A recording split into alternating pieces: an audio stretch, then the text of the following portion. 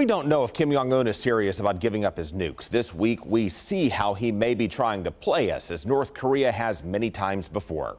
Obviously, he's a pretty smart cookie. Remember, Kim Jong-un is a murderous dictator who vowed to nuke us, then dialed it back to get the president to praise him.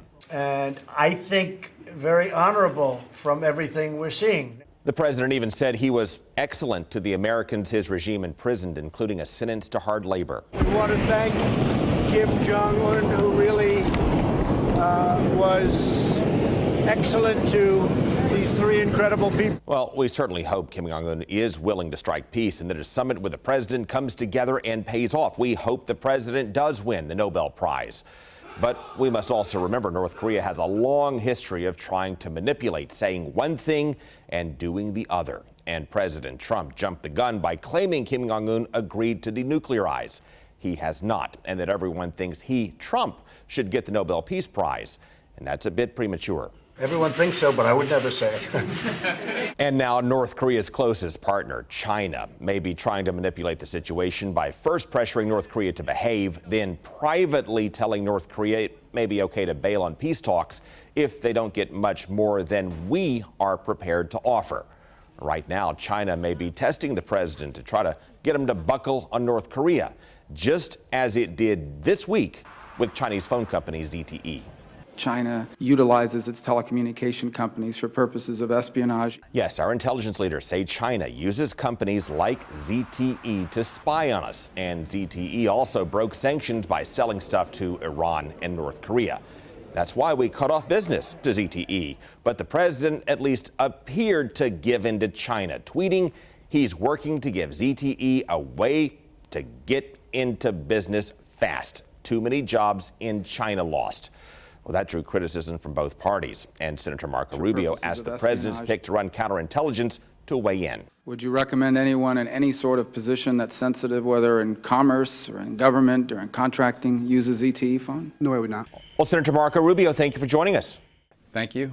Well, the president followed up his ZTE tweet by saying nothing has happened with it. But if the Commerce Department gets back into business with this company, as the president instructed, one, what does that tell China? And two, what does it tell North Korea? Yeah, it'd be a terrible mistake. I've told that to the president personally. I was over at the White House today to talk about it. A couple points to make. We just got out of the Iran deal, and we're going to reimpose sanctions. Well, ZTE allowed or helped Iran violate sanctions or evade sanctions. So what message would it send to basically lift our own sanctions on a company that helped Iran evade the very sanctions we've now reimposed? The second point I would make about ZTE is a company, along with Huawei, that China uses in order to spy. And it's not just national security espionage, they use them for commercial espionage. So these ZTE devices and their infrastructure is used to collect information on American companies so the Chinese competitor can steal their intellectual property and eventually put them out of business. So they are a national security risk as well. And that's why I think it would be a terrible mistake to somehow deal with ZTE in the context of trade. This is a national security issue and a very significant one, and it should be dealt with that way, and it would be a terrible mistake. And I think the world would perceive it as the U.S. having backed down to China, which I think could have significant geopolitical repercussions. At this point, what do you think North Korea is really up to? Pledging peace, then threatening to bail on the summit with President Trump? There's only two things they're doing here. Number one is they're testing our flexibility going into the negotiations. They want to see how malleable the U.S. and South Korea and Japan and others are. Or he's starting to look for an exit ramp because he bit off more than he can chew and is realizing that he doesn't want to get rid of his nuclear program. I think either way we look at it, we can't back down. We shouldn't back down. This president has been more than accommodating and allowing them a path forward. And if North Korea continues to take that path forward, we can make real progress. If they denuclearize, a lot of good things can happen for North Korea. If they try to play games, then the talks will be called off and it'll be their fault. Given China's close relationship with North Korea, to what extent are the peace talks with North Korea tied to trade tensions with China? So if things go south on one, will it pull down the other? Could we, for example, be giving ground on trade with China to gain ground with North Korea?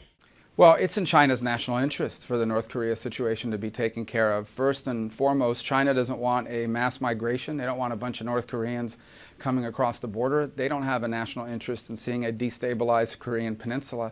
So it's in China's interest to see this thing brought in for a landing. The fact is, the relationship between China and North Korea has not been great over the last couple of years.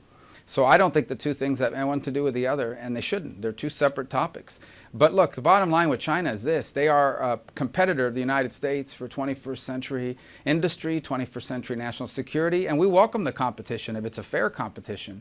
But it's not a fair competition if basically Chinese companies can do whatever they want in America, but American companies can't sell in China. It's not a fair competition if instead of inventing things, they steal the things Americans are inventing and use that as a baseline to grow.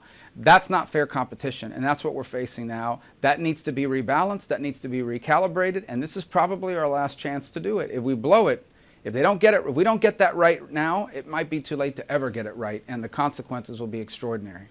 Senator Rubio, thank you for your time and for joining us on this week's round of Money, Power, and Politics. Thank you.